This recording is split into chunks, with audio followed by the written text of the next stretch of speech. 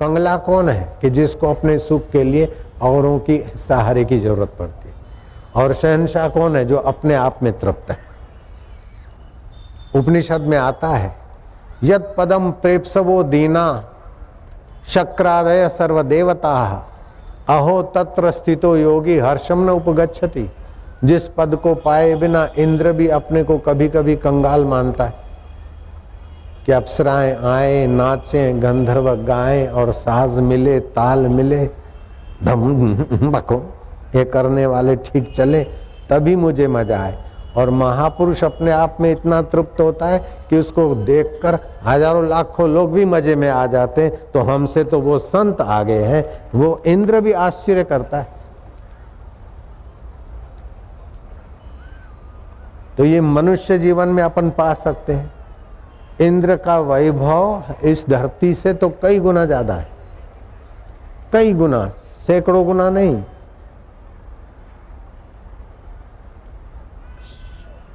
अब उसमें विषयांतर हो जाएगा, मैं शास्त्रीय बात बताऊं, इतना गुना ज्यादा है। तो सारे धरती का राज एक व्यक्ति का हो और शरीर स्वस्थ हो, ये मानुषी सुख की पराकाष्ठा। इससे 100 गुना तो गंधर्वों के पास है, अदृश्य भी हो जाते हैं और इच्छा अनुसार उनका यान चलता है। इससे 100 गुना देव गंधर्व आजानुदेव आदि आदि उन सब से इंद्र ऊंचा है। फिर भी ब्रह्म ज्ञान का जिनको प्रसाद मिला है उनके आगे इंद्र भी अपने को बबलू मानते हैं। ऐसा आप ऊंचा पद पाने के अधिकारी हैं। और कल नहीं आए तो गलती किया कि नहीं किया, फिर से कान पकड़ो, बस हो गया। तो ये बहुत ऊंची प्राप्ति है। इसके लिए राजे महाराजे राजपाट छोड़कर गुरुओं के द्वार पर खाक छानने को लग जाते थे। राजा भरतरी, और राजा भरतरी को जब गोरखनाथ की प्रसादी सुनने को मिली, फिर थोड़ा टाइम निकाल के उसका साक्षात्कार किया, तो भरतरी ने कलम उठाई और राजा भरतरी ने लिखा, जब स्वच्छ सत्संग कीनो तभी कछु कछु चीन्यो। जब स्वच्छ सत्संग किया, कहानियां किस्से भाषण अपनी जगह पे ठीक है, लेकिन सत्य स्वरूप ईश्वर का संग, इन पांचों शरीरों को जो सत्ता स्फूर्ति देता और पांचों बदलते मिटते फिर भी जो नहीं मिटता, उस सत्य स्वरूप का संग किया तब कुछ कुछ जाना। जब स्वच्छ सत्संग कीनो तभी कछु कछु चीन्यो। कछु कछु क्या चीन्यो, राजा भरतरी लिखते हैं, बोले मूड जान्यो आपको। मैं मूर्ख था ये अभी जाना मैंने। सोने की थालियों में खाता हूँ, बड़े रथों में घूमता हूँ, पिंगला जैसी सुंदरी रानी है, दासियां है, लाखों रुपए के छनन छनन करते हीरे और जवाहरात से सजी हुई नौकरानियां चंवर डुलाती है। मैं बड़ा भाग्यशाली हूँ, ये मेरी बेवकूफ़ी थी, अब पता चला। ये जब झुलावे तब मैं सुखी हूँ। अरे गुरुजी ने अब बताए, दिल तस्वीरें हैं यार, जबकि वृत्ति घुमा ली और मुलाकात कर ली। आनंद ही आनंद है। हर रोज खुशी, हर दम खुशी, हर हाल खुशी। जब आशिक मस्त फकीर हुआ तो फिर क्या दिलगिरी बाबा। सदा दिवाली संत की, सदा दिवाली संत की, आठों पैर आनंद, आठों पैर आनंद, अकल मता कोई उपजा, अकल मता कोई उपजा, गिने इंद्र को रंक, इंद्र को। इंद्र का सुख भी रंक जैसा लगे, ऐसा परम सुख पाने की व्यवस्था मनुष्य जीवन में है। जो कल नहीं आए थे वे हाथ उठाते हैं, लेकिन जो आज नहीं आए वे हाथ उठाओ तो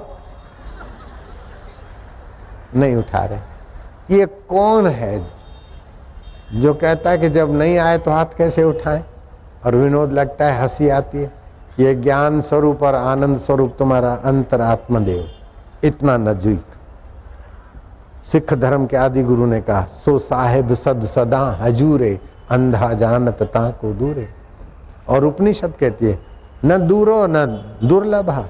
वो परमात्मा सुख दूर भी नहीं दुर्लभ भी नहीं। फिर हाय परफ्यूम तू सुख दे, हाय काम विकार तू सुख दे, हाय वाहवाही तू सुख दे, हाय पिक्चर तू सुख दे, हाय पान मसाला तू सुख दे, कितनी कंगालियत है।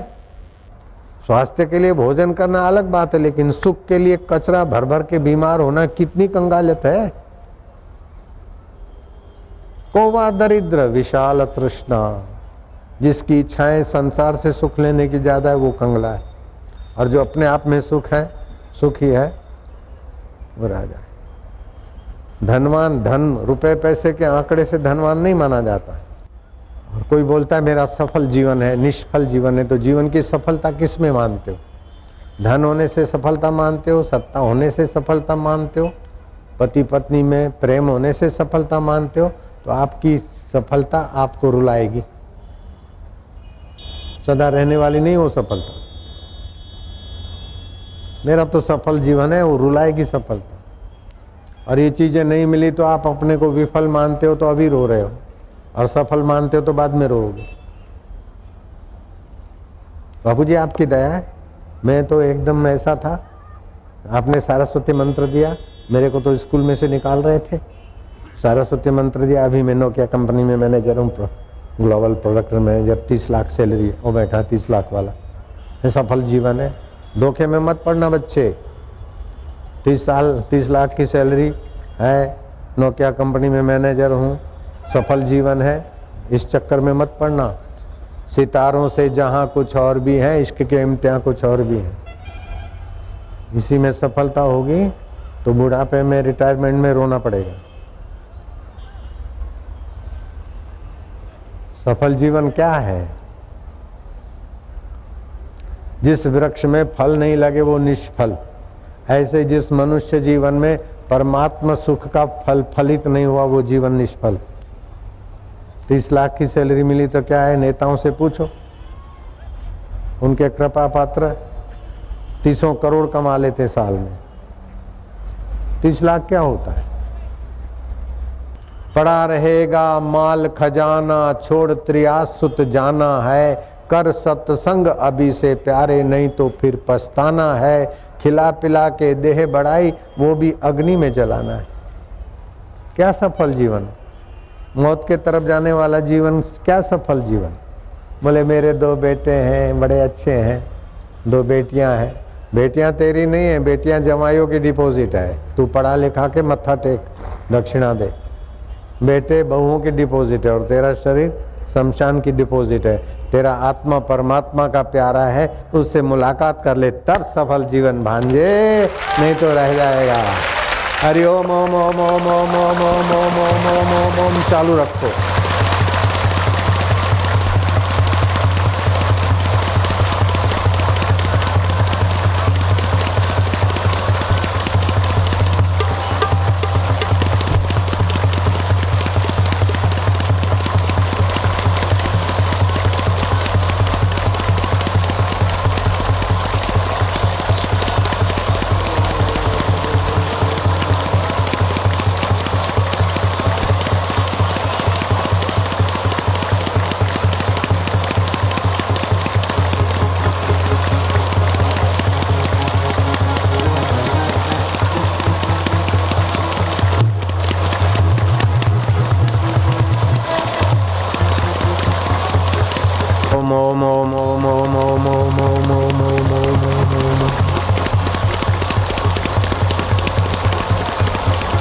हरि ओम।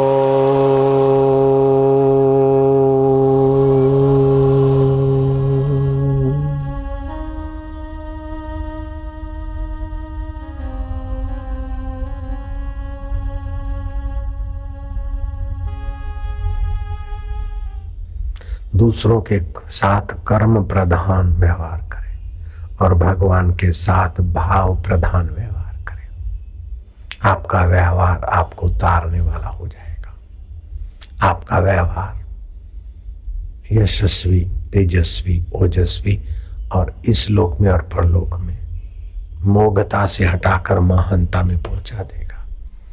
अपने साथ ज्ञान प्रधान, दूसरों के साथ कर्म प्रधान, भगवान के साथ भाव प्रधान व्यवहार करें। अपने साथ निस्वार्थ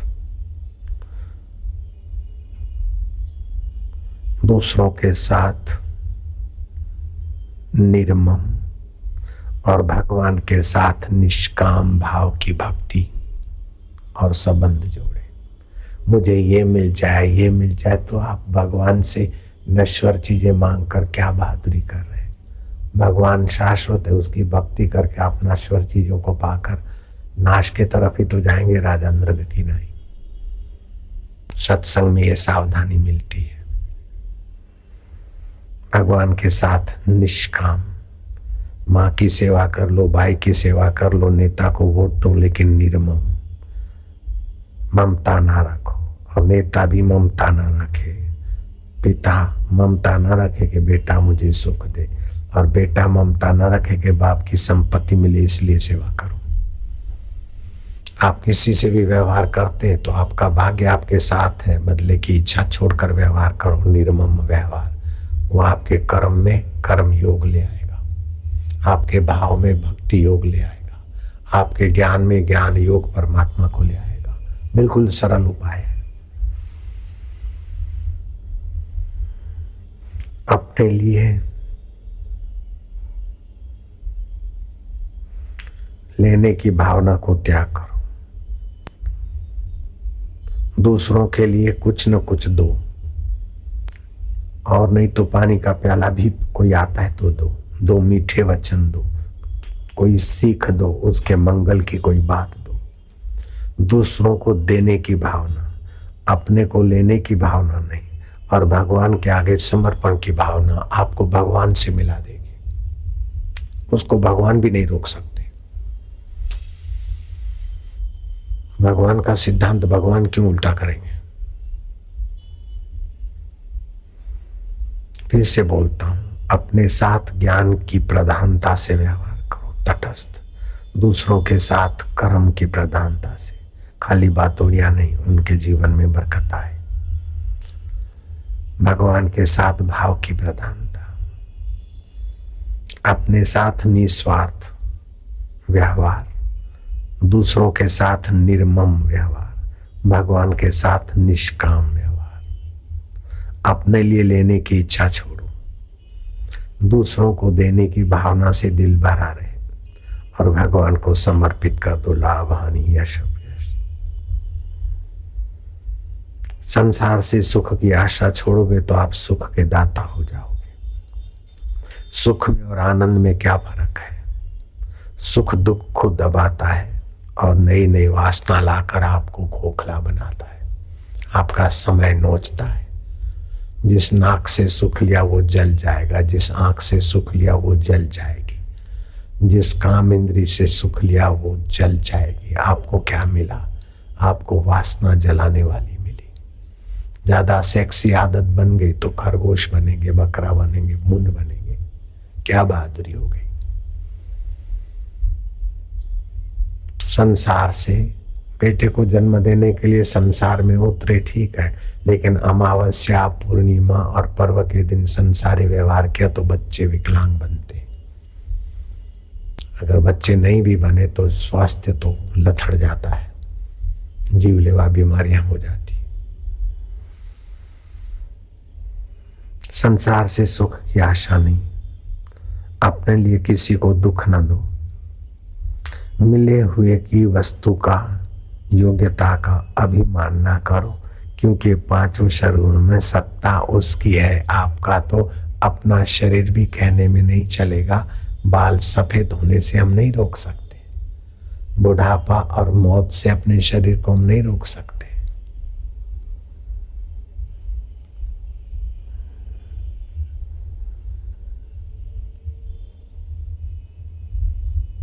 मंत्रा की मुलाकात के बाद कई कई रूठ राट के मौनी हो गई थी।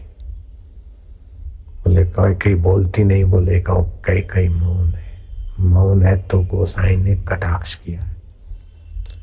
जैसे कोई साधक को मंत्र मिलता और मौन होकर उसकी सिद्धि चाहता है, ऐसे ही मंत्रा का मंत्र मिला है कई कई को, और मंत्रा के मंत्र को वो मौन होकर आत्मसात कर रही है।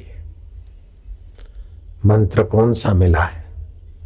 कि राम राज्य होगा, मंत्रा ले ये तेरे को हार पहनाती हूँ। मंत्रा ने कहा क्या करती हो?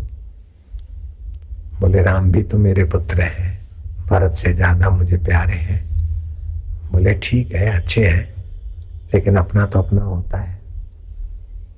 ऐसा मंत्र दिया, ऐसा उल्टा ज्ञान दिया अपना पराया कि कई का दिमाग चकरा गया।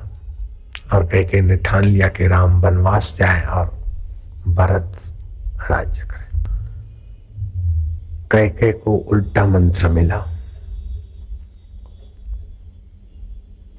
भगवान कहते हैं ममैवांशो जीवलोके जीवभूत सनातन।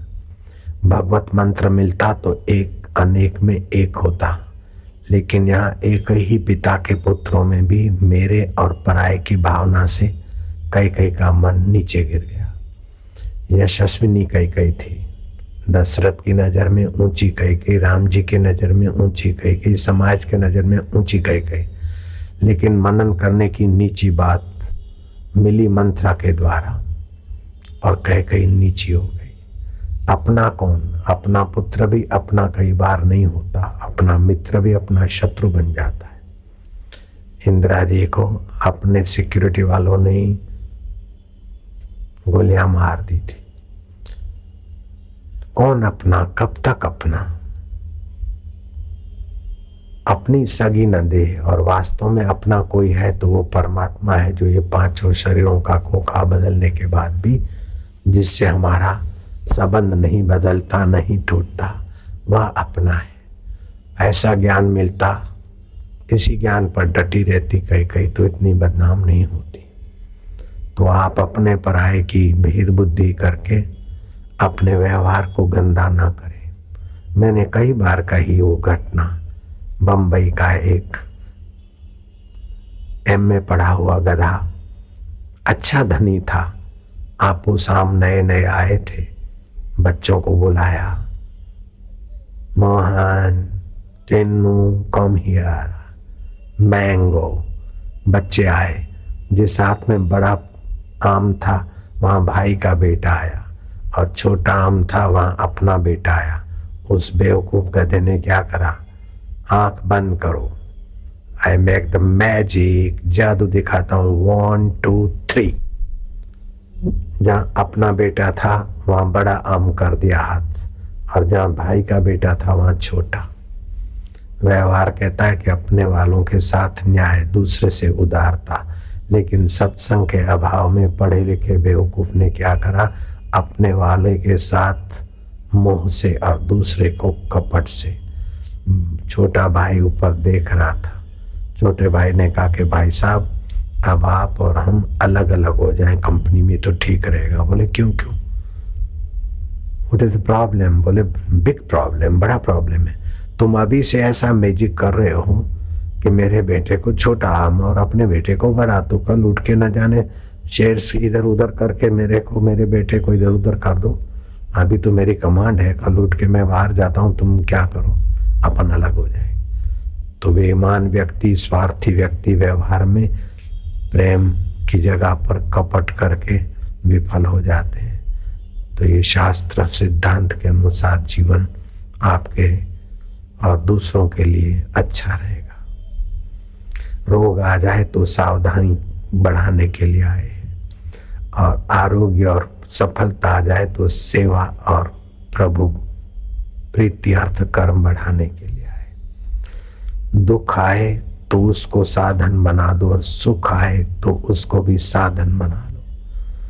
सुख का भोग करोगे तो आपको खोखला बना लेगा, और दुख का भोग करोगे तो आपको कमजोर बना देगा।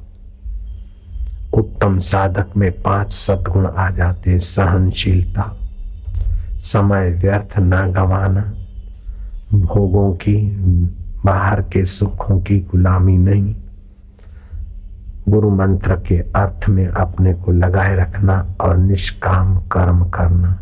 इससे बल का सदुपयोग, बुद्धि का सदुपयोग, और बीच बीच में भगवत शांति पाकर सामर्थ्य का सर्जन होता है, भगवत सुख का।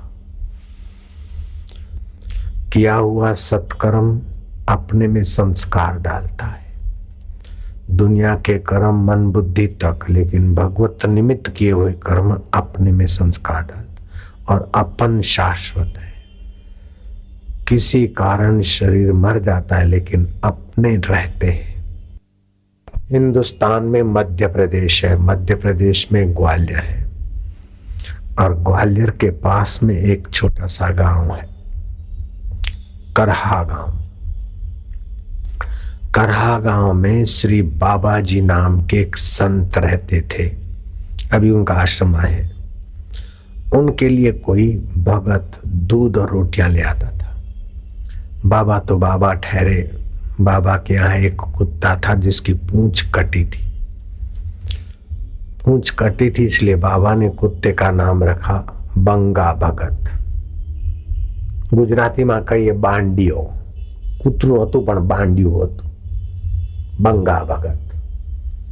वो बंगा भगत सचमुच में किसी जन्म में अगले के उससे अगले जन्म में की हुई होगी भगवान की भक्ति। कुत्ते में प्रीति करने से अथवा कुत्ते में नफरत करने से, किसी कुत्ते के चिंतन से उनका शरीर शांत हुआ होगा। जैसे इस भारत देश का नाम पहले अजनाब खंड था।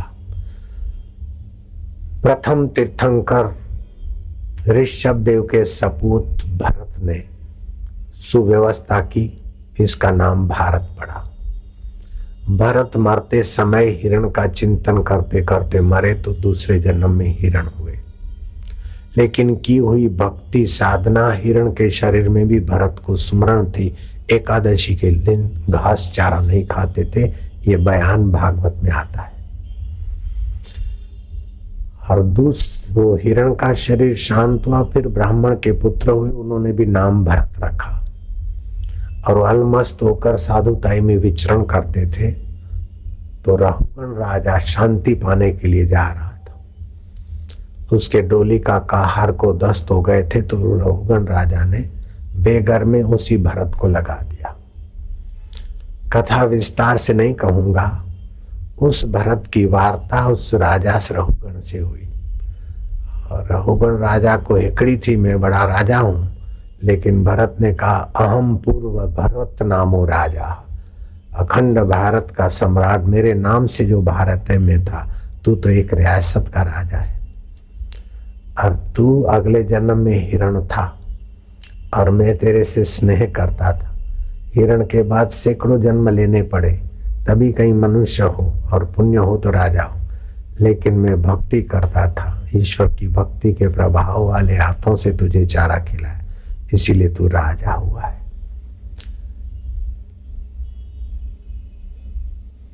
तो रहुगण राजा भरतरी का, राजा भरत का बड़ा सम्मान किया और राजा भरत ने उनको उपदेश दिया।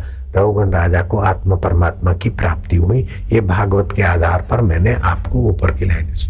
जब हिरण में से राजा भरत और राजा भरत में से हिरण और हिरण में से राजा, हिरण में से साधु भरत, जड़ भरत, और हिरण के बच्चे में से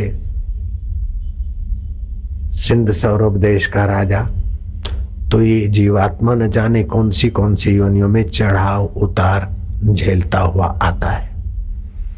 अभी कोई कह दे कि ये मेरा भाई है, तो उसको पूछो कितने भाई हैं तेरे, बोले ये हमारे 2 भाई और हैं। उसको धीरे से कहो 2 भाई आपके हैं, इसका क्या प्रमाण, बोले मेरे माता पिता से पैदा हुए। तो तुम्हारे माता पिता से गुजरे हैं इसलिए तुम्हारे भाई हैं, तो ऐसे भाई तुम्हारे कितने ही गटर में गए तुम गिन नहीं सकते हो। नास्तिक आदमी को ये बात स्वीकार करनी पड़ेगी। ये मेरा बेटा है क्योंकि मेरे शरीर से पैदा हुआ, तो मेरे शरीर से कितने बेटे गटर में चले गए ये मेरे को स्वीकार करना पड़ेगा। क्या ख्याल है? आपको हमको ये बात माननी पड़ेगी। ऐसे ही आप हम जिसके बेटे हैं,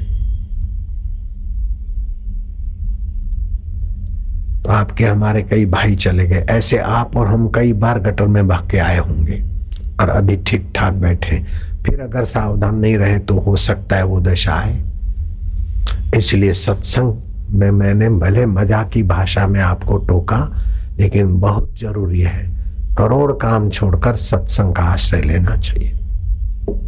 तो बंगा भगत कुत्ता दूध पिए और बाबा जिस किसी से थोड़ा मिर्च मसाला इधर उधर चटनी वटनी से रोटी खा ले। किसान ये बात जान गया, शर्म के मारे कहता नहीं था, लेकिन एक दिन दो दिन नहीं तो महीनों की यात्रा। आखिर एक दिन किसान ने कहा कि बाबा आप दूध रोटी खाइए ना, मैं कुत्ते के लिए तो नहीं लाता हूं। वो बंगा भगत सुन रहा है। बाबा ने कहा नहीं नहीं, ये कुत्ता नहीं है, ये भी किसी जन्म का भक्त है, सुबह शाम प्रणाम करता है, आरती होती तो आ जाता है, सत्संग होता है तो सुनता है। अरे समझदार कुत्ता भी सत्संग सुनता है और दिल्ली वाला सत्संग में ना आए तो मैं फिर बंगा भगत की कथा दूसरी बार भी सुना दूंगा। वो बंगा भगत ने सुन लिया। दूसरे दिन किसान रोटियां लाया और दूध लाया। बाबा ने दूध रखा तो नहीं पिया, किसान ने रखा अब नहीं पिया, कुत्ता चला गया, दूध छोड़ दिया उसने पीना। इधर उधर से कहीं से अपना गुजारा कर लेता, दूध नहीं पीता। 2-5 दिन बीते ना बीते किसान के घर में आपदा चालू हो गई। भगत का अपमान। भगवान अपने लिए तो सह लेते लेकिन अपने संत भक्त के लिए भगवान की प्रकृति को पायमान हो जाती। किसान के घर में अशांति, झगड़े, कलह और देखते देखते उनकी एक भैंस अच्छा दूध देने वाली मरी। फिर 5-7 दिन बीते, दूसरी भैंस धड़ाक से मरी। और सपने भी बुरे बुरे आए और अंतरात्मा कोस रहा है कि जिस दिन से बंगा भगत का अपमान किया है तब से तेरी ये दुर्दशा हुई। बाबा के पास हाथा जोड़ी किया। बाबा ने कहा तुमने मेरी गलती की नहीं, वो कुत्ते के शरीर में न जाने किस जन्म का कोई भक्त हो, उसका अपमान किया, जाके उसी को ले जा। दूध ले गया कुत्ते के पास, हाथ जोड़े के बंगा भगत मेरी गलती को माफ करो, मुझे बहुत कष्ट हुए, आखिर मैं इंसान हूं, गलती तो करता हूं लेकिन मैं माफी चाहता हूं। बंगा भगत। कुत्ते ने ऊपर उठाकर नजर डाली, हृदय की प्रार्थना सुनकर कुत्ते का हृदय पसीजा। कुत्ते का हृदय क्या पसीजे, कुत्ते के गहराई में वो ही बैठा है यार। कीड़ी में वो छोटा देखे, हाथी में बड़ा देखे। बालक बनकर वही उआ उआ करने की सत्ता देता और मैया बनकर वही वात्सल्य करवाता, चुप्पी कराता। झोली लेकर भिखमंगा भी की गहराई में वो है और दाता बनकर देने वाले के हाथों में भी उसी की सत्ता है। भगत और नेता और सत्संगी बनकर बैठा भी वही उसी की सत्ता और बापूजी होकर बोल रहा है उसी प्यारे की लीला है, तुम हम क्या है देखने भर कोई। सच्चाई तो ये है। बंगा भगत को मिलता रहा दूध और बाबा रोटी आदि खाते रहे। समय पाकर एक समय बंगा भगत आया और बाबा जी के आगे वो कटी पूछी लाया, धन्यवाद देता हुआ प्रणाम करता है और देखता है तो बाबा जी समझ गए क्या तू जानना चाहता है। तो उसने फिर पूछी लाई कि हाँ आप इजाजत दो। मुंह से नहीं बोला, संकेत से। बाबा ने कहा अच्छा जाओ। आश्रम के बाहर गया, वो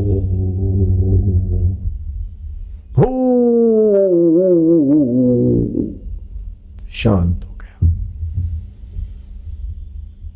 वहां आज उसकी समाधि है। इतना ही नहीं, इस प्रकार की कई घटनाएं हमने आपको सुनाई है और आपने दूसरी देखी सुनी होगी। बरेली के पास उझानी मैं गरीबों में बांटने को गया तो 3 कुत्ते थे, 2 तो खाते थे, एक खाए ही नहीं कुछ। मिठाई कुत्ता पहचानता है, हाँ? और कुत्ते खा रहे हैं, वो खाली यूं जरा सिर झुकाए और पूंछ हिलाए। तो मेरे को उस पर ज्यादा ध्यान देना पड़ा। आखिर मैंने खेत के मजदूरों में जो कुछ मैं बांटने को जा रहा था सुबह, मैंने कहा खाता नहीं। बोले बाबा आज मंगल तो नहीं है। मैं कहा है तो मंगल। बोले मंगल का ही उपवास करता है। तो कोई न कोई कैसी आत्मा है, कैलेंडर देखता नहीं, तिथि तारीख का पता नहीं, मंगल के दिन, उपवास के दिन उसको स्मृति आती। मिल्क का सम्राट इब्राहिम कुछ धार्मिक ईमानदारी से नमाज अदा करता था और खुदा से ये दे दो ये दे दो नहीं, तुम्हारी रहमत, तुम्हारी प्रसन्नता चाहिए अल्लाह, हम आपसे आपको ही चाहते हैं। इब्राहिम की बुद्धि का हम स्वागत करते हैं। भगवान से नश्वर चीजें चाहो तो भगवान की अपेक्षा नश्वर चीजों का महत्व ज्यादा है। इब्राहिम में ये सूझबूझ थी, एक फकीर को प्रेरणा हुई। फकीर आकर इब्राहिम के राज दरबार में टांग पे टांग चढ़ाकर बैठ गया। बिल्क का सम्राट इब्राहिम ने मंत्री को कहा कि महाराज को बोलो कि ये सराया नहीं है, सम्राट का राज दरबार है। महाराज ने कहा कि इस तुम्हारी राजगद्दी के पहले कौन था? बोले दूसरा था। उसके पहले बोले तीसरा था। उसके पहले बोले चौथा था। तो तुम जाओगे तो फिर पांचवा आएगा? बोले हाँ। तो सराया किसको कहते हैं? इब्राहिम को लग गया धक्का।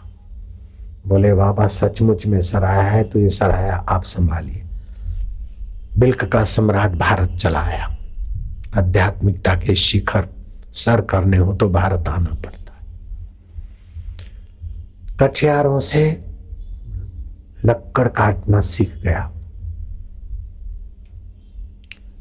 लक्कड़हारों के साथ लक्कड़ बेचने का काम करता। उससे हफ्ते में 2 दिन लक्कड़ बेचता, खजूर और रोटी से गुजारा करता। और अल्लाह ताला को, ईश्वर को, जो भी सत्य है मुझे प्राप्त हो, पुकारता। अंदर से आवाज आता कि इब्राहिम तुझे तो अहंकार है, तेरे और मेरे बीच तो अहंकार बड़ी दीवार है।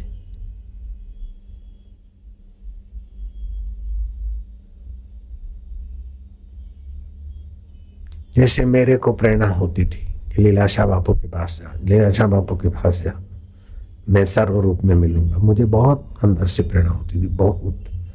कौन बोलता है? बोले जिसका तुम भजन करते हो मैं बोलता हूं। छोटे मोटे चमत्कार तो बहुत होते थे, रिद्धि सिद्धियों के ये वो तो छोटपन में ही बहुत कुछ होता था। लेकिन ये 19 से 22 साल की उम्र में ही, और 21 से 22 साल के 6 महीने के आखिरी तो बहुत ऐसे तूफान वाले चले। तो जब मेरे को ऐसी प्रेरणा हुई तो इब्राहिम को भी होगी, उसमें मुझे संदेह नहीं है। ऋषिकेश से थोड़ा आगे कोई संत रहते थे, उसके पास गए कि इब्राहिम ने प्रार्थना की कि महाराज जीवात्मा और परमात्मा के बीच अहंकार एक अड़चन है। बोले वो तो है ही है, महाराज आप मेरा अहंकार ले लीजिए। बातचीत हुई, तय हुआ कि चलो पूर्णिमा के प्रभात को 4 बजे आ जाना। अब वो माघी पूर्णिमा थी कि कार्तिकी पूर्णिमा थी वो लिखा हुआ नहीं, फलान तिथि को आ जाना। आगे बाबा बड़े मस्त थे पहुंचे हुए। इब्राहिम ने ओम नमो नारायण दंडवत प्रणाम करता हूं। महाराज बाहर से हाथ में छड़ी थी। बोले अहंकार है ना? बोले लाओ दे दो। अहंकार आड़े आता है, दे दो, रखो इधर। बोले महाराज कैसे दे? बोले कैसे क्या दे, सिर खपाने को आया? अहंकार कहाँ है, लाओ। बोले महाराज वो भीतर रहता है। बोले बैठ, भीतर रहता तो लाओ, खोजो निकालो, नहीं तो उठने नहीं दूंगा। महाराज के कहने में ऐसी कुछ अद्भुत शक्ति थी। इब्राहिम बैठ गया। बोले खोजो, ठीक तरह से खोजो, अहंकार कहाँ है? देखती आंखें, अहंकार कहता है मैंने देखा। सुनते कान है, अहंकार बोलता है मैंने सुना। चखती जीभ है, अहंकार बोलता है मैंने चखा।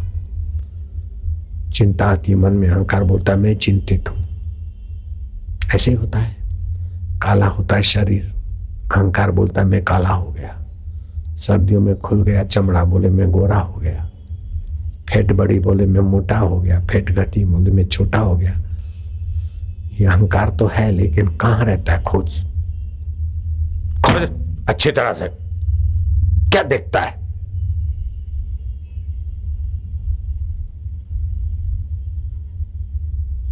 इधर क्या देखता है? खोज।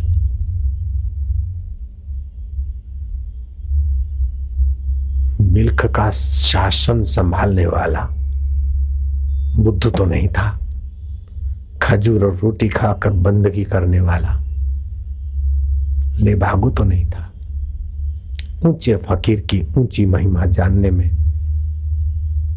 फिसलू भैया भी नहीं था। महाराज को एक टक देखता रहा,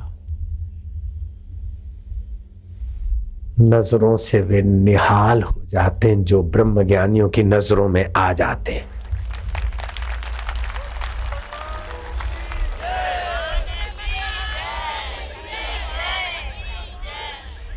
सिख धर्म के आदि गुरु ने नानक जी ने कहा, ब्रह्म ज्ञानी की दृष्टि अमृतवर्षी, ब्रह्म ज्ञानी का दर्शन वड भागी पावे, ब्रह्म ज्ञानी को बल बल जावे, ब्रह्म ज्ञानी को खोजे महेश्वर, ब्रह्म ज्ञानी आप परमेश्वर, ब्रह्म ज्ञानी का कथ्या न जाए आधा अक्षर, नानक ब्रह्म ज्ञानी सबका ठाकुर, ब्रह्म ज्ञानी का भोजन ज्ञान, ब्रह्म ज्ञानी का ब्रह्म ध्यान, जेको जन्म मरण ते डरे, साध जिना की शरणी पड़े, जेको अपना दुख मिटावे, साध जिना की सेवा पावे।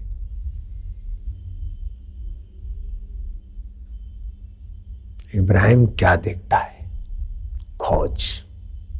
जिन खोजा तिन पाया, गहरे पानी बैठ, मैं भोरी डूबन डरी रही किनारे बैठ। खोज, नहीं तो जाने नहीं दूंगा, समझे? खोज खोज।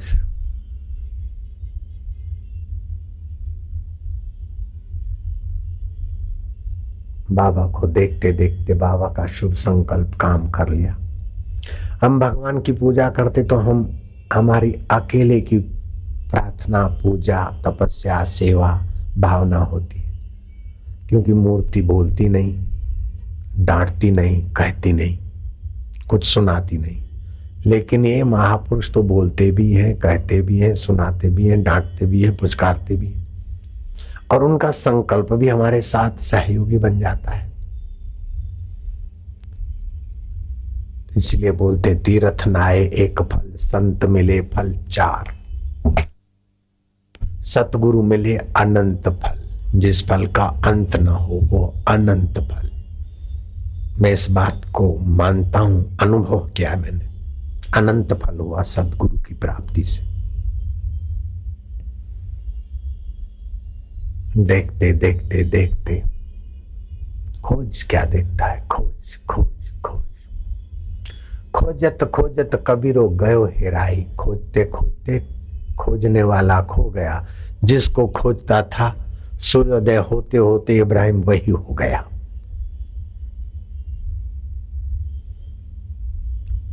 बाल सूर्योदय हुआ, बाबा जी गुफा से बाहर आए, देखे कि इब्राहिम के चेहरे पर नूरानी नूर छाया है। इब्राहिम, आंख खुली, खड़े हुए आदर सहित गुरु के चरणों में लेट गए, गुरु के चरणों में जा गिरे। इससे काम नहीं चलेगा, तू अहंकार देने को आया था, कहाँ है खोज? बोले गुरु जी, जब तक नहीं खोजा था तब तक वही नचा रहा था, अब खोजा तो वह है नहीं, आप ही है। श्री कृष्ण ने कहा, प्रकृति क्रियमाणानि गुणै कर्माणि सर्वशः अहंकार विमुढ़ात्मा कर्ता अहमिति मन्येत। ये हो रहा है परमात्मा की सत्ता से प्रकृति में, और बीच में अहंकार से विमुढ़ व्यक्ति अपने को कर्ता मान लेते। और जो कर्म का करता है वो फल का बंधन में आ ही जाता है।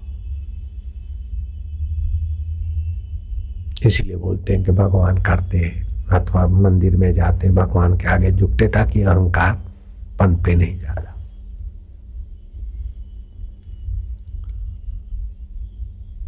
क्या हुआ?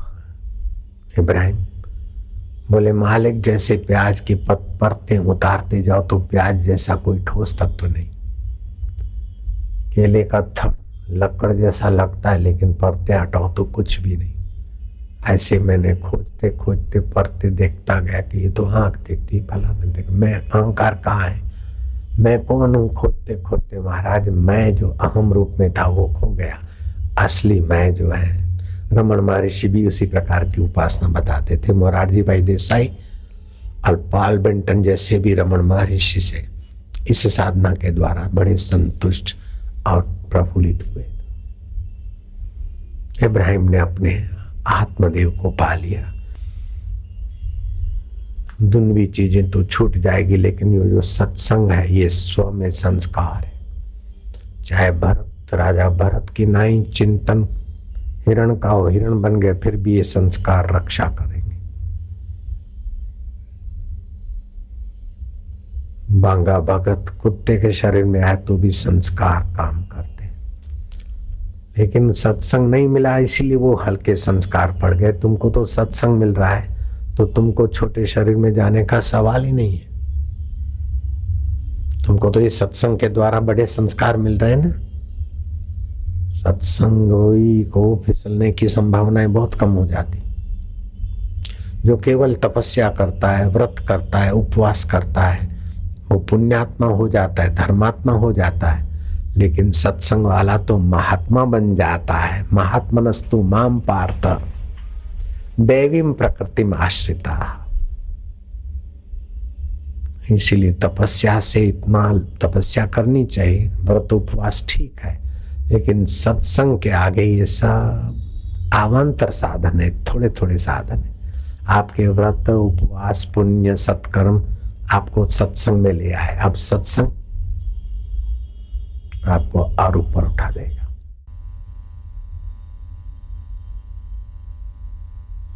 दसों बार उन्होंने सुनी होगी उस महापुरुष के श्रीमुख से गालियां। देखो मैं उस महापुरुष का श्रीमुख बोल रहा हूं। एक दिन अखंडानंद जी ने कहा कि बाबा आप सत्संग करते और स्नेह करते तो बहुत अच्छा लगता है, लेकिन आप इतनी बड़ी बड़ी गालियां देते हैं। बाबा आप तो ऐसी सुनाते हैं। अरे बोले गुरु तुम्हें पता नहीं। अब बोलो महापुरुष का हृदय कैसा है, जिसको गालियां देते हैं उसको बोलते गुरु तुम्हें पता नहीं। दुनिया में तो न जाने अब क्या क्या किस किस की सुनोगे, हमारी सुन के मजबूत हो जाओगे तो दूसरों की पसार हो जाएगी यार। क्या फर्क पड़ता है। नारायण हरि नारायण हरि। महापुरुषों की हम अपने 2 बच्चों को भी अपने कहने में नहीं चला सकते, और महापुरुष हजारों लाखों बच्चे और बच्चों के बाप और बच्चों के दादों को चला रहे हैं। उनकी महापुरुषता का सद्गुण का तो जरा ख्याल करो भैया। ये ऐसे हैं वो ऐसे हैं वो ऐसे हैं, इल्जाम लगाना कोई बहादुरी नहीं है। लेकिन मैं तो कहता हूं कीचड़ में से भी स्वर्ण खोजना, मिट्टी और चट्टानों और धूल के कणों से भी सोने के कण खोजना, ये बहादुरी है। भगवान राम के गुरुदेव कहते हैं राम जी संत का दोष देखने से बुद्धि अधोगामी होकर विनाश करने वाली होती। संत में दोष न खोजिए, उनका एक भी गुण हो तो अंगीकार करिए। जैसे मधुमक्खी फूल का दोष खोजेगी तो शहद नहीं बना पाएगी। फूल के जो दोष हैं, फूल में जो रस है वो मधुमक्खी ले लेती है। ऐसे संसार में बुरे से बुरे व्यक्ति में भी कोई न कोई सद्गुण होता है। और दत्तात्रेय भगवान ने तो 24 गुरु किए, सद्गुण लिया उनसे और महापुरुष बन गए। और हम संतों में ऐसा दोषारोपण करते हैं कि लोगों के हृदय की श्रद्धा तोड़ने का पाप लगता है। मेरा किसी ने हाथ तोड़ दिया, उसने अपराध तो किया लेकिन इतना बड़ा अपराध नहीं है।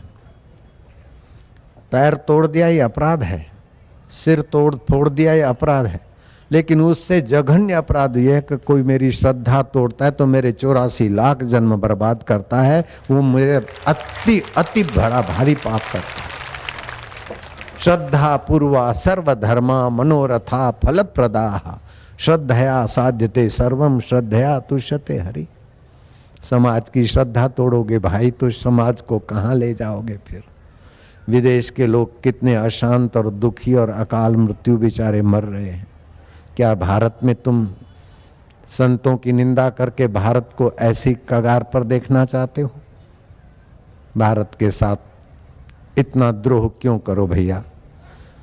तुमको 20, 25, 50 लाख या करोड़ रुपया मिले लेकिन देश के हजारों लोगों की श्रद्धा टूटे और उनके पूर्वजों का और आने वाली पीढ़ियों का विनाश हो, ये करोड़ रुपए तुम्हारे परिवार को क्या दे देंगे?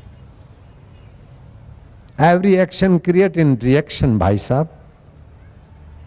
इसलिए पैसे के प्रलोभन से जो भी आपको कांटेक्ट मिला है, बापू को बदनाम करने के लिए जो भी आपको ऑफर मिली है, कांटेक्ट मिला है, आप इनकेश तो कर लो भले, हम मना नहीं करते, लेकिन लोगों की श्रद्धा तोड़ने के बदले में इनकेश होता है तो वो इनकेश आपको, आपके खानदान को हितकारी नहीं होगा। ईश्वर चाहता है कि हम में श्रद्धा हो, हमारा मनोबल बढ़े, हमारा प्राण बल बढ़े, हमारा बुद्धि बल बढ़े, हमारी रोग प्रतिकारक शक्ति बढ़े, हम सम्मान हो, आत्मवान हो और हमारा असली स्वभाव जागृत हो। हमारा असली स्वभाव है सत्य, तो हम मृत्यु से डरे नहीं, दूसरों को डरावे नहीं। हमारा असली स्वभाव है चित्त, हम अपने जीवन में भी ज्ञान बढ़ाएं और दूसरों का भी ज्ञान बढ़ाएं, समझ बढ़ाएं। हमारा स्वभाव असली है आनंद, न दुखी हो न दूसरों के लिए दुख की खाई खोदे, न हम बेवकूफ़ हो न दूसरों के लिए बेवकूफ़ी बढ़ाएं। ये हमारा स्वभाव है और ईश्वर हमारा स्वभाव जगाने के लिए ही सत्संग की परंपरा और व्यवस्था। ईश्वर स्वयं अवतार लेके आते तो भी सत्संग में जाते हैं और सत्संग करते हैं। शिव जी पार्वती को अगस्त ऋषि के आश्रम में सत्संग के लिए ले जाते हैं। वामदेव गुरु से शिव जी पार्वती को दीक्षा दिलाते हैं, शास्त्र प्रमाण है। भगवान राम वशिष्ठ जी के चरणों में सीता जी को ले जाते हैं और वनवास के समय भगवान राम सीता जी को, लखन लाला को और स्वयं को भरद्वाज जी के चरणों में सत्संग के लिए हाजिर कर देते हैं। सती अनुष्या के चरणों में सीता जी को प्रेरित करते हैं। जब भगवान और भगवान के परिवार को सत्संग चाहिए तो भारत और भारत के परिवार को सत्संग से वंचित क्यों करते हो? हम हाथ जोड़ के प्रार्थना करते हैं कि बापू से आप, बापू में आपको दोष दिखता हो तो सीधा आप लाइट कॉल करो, मेरे को फ़ोन करो कि बापू तुम्हारे में ये कमी है। मैं आपको सचमुच प्रणाम करूंगा अपनी गलती सुधारने के लिए। आप अगर मुझे कहते हैं तो मैं तो आपका धन्यवाद करूंगा, लेकिन आप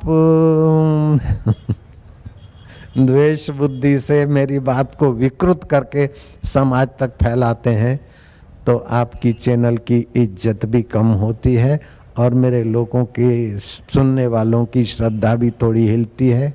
फिर की हिलती और कोई गिरेंगे। अभी जो शांति पा रहे हैं, धैर्य है, कुटुंब में स्नेह है, वो कम होता है तो इसका अच्छा नहीं होता ना।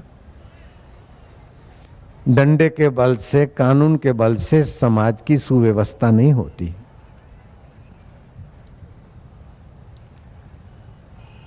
धर्म और श्रद्धा ही सुव्यवस्थित समाज को उन्नत करती।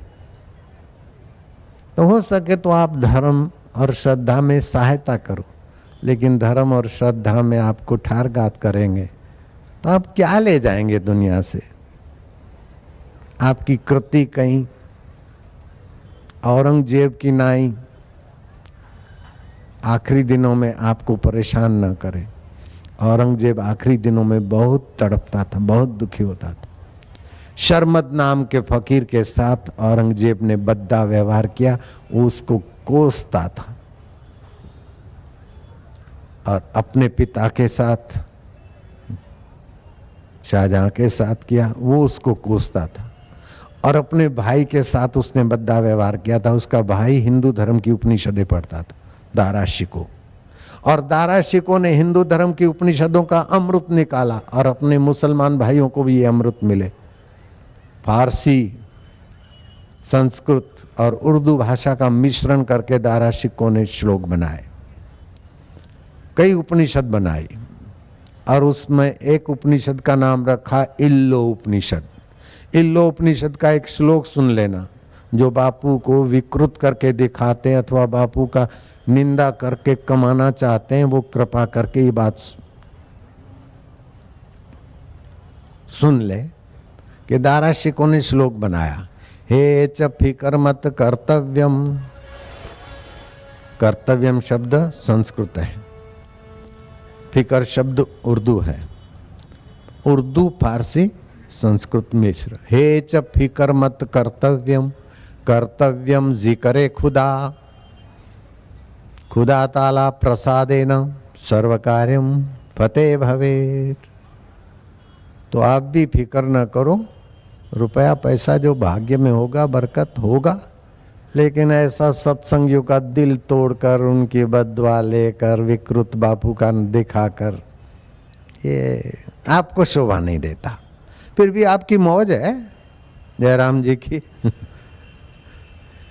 आपकी मौज है, आप करो, फिर उसकी मौज होगा वो करेगा। जयराम जी बोलना पड़ेगा। इसीलिए हम तो हाथ जोड़ के प्रार्थना करते हैं कि सम गच्छध्वम सम वदस्थम। हम कंधे से कंधा मिलाकर भारत देश को और भारत के द्वारा विश्व को महान बनाने के काम में आए।